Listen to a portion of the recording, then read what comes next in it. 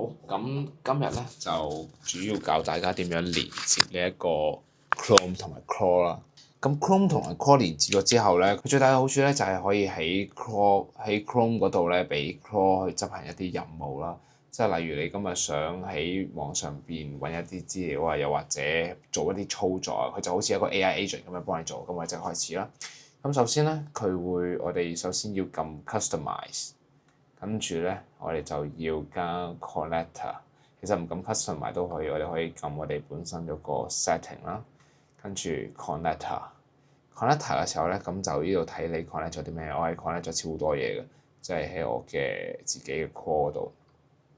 咁主要首先要喺 connector 呢一度，咁咧就係邊度撳嘅咧？佢係要 go to customize，跟住呢一個位 desktop。Browse extension，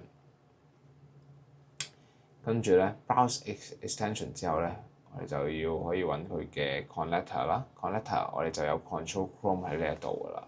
OK， 咁撳完 control Chrome 之後咧，仲未完嘅。首先咧，跟住仲要咧喺我哋嘅 Claw extension 嗰度呢一個位，咁我哋只要加到 Chrome 入邊咧。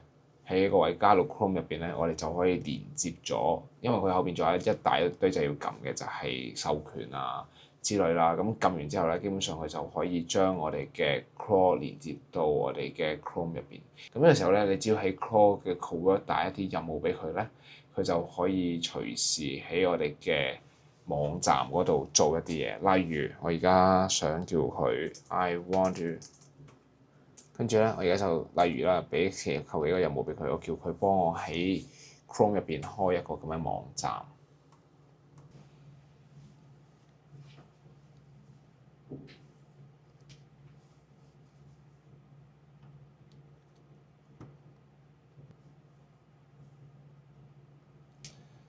OK，咁大家見到啦，我手啱先係冇喐過嘅，我係冇指揮過佢上呢個網站。咁我淨係叫佢喺 Chrome 嗰度幫咗一樣嘢，就係幫我開咗呢一個網站出嚟啦。咁咧，佢就自動喺呢一個搜尋器嗰度幫你打開咗。咁呢一個標誌就係一個好典型嘅 MCP 一個好典型嘅 MCP 裝置啦。即係喺 Chrome 入邊，我哋連接咗 Claw 咧，佢就會有一個咁嘅標記出嚟，就證明佢呢一個 session 呢一個 Claw 嘅呢一個 session 咧喺度控制咗我哋嘅搜尋器喺度做呢個動作啦。咁我啱先就叫佢打開我哋嘅網站，所以佢做到咗啦。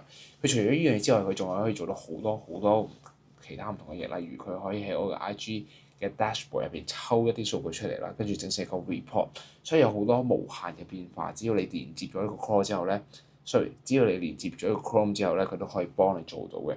所以佢就好似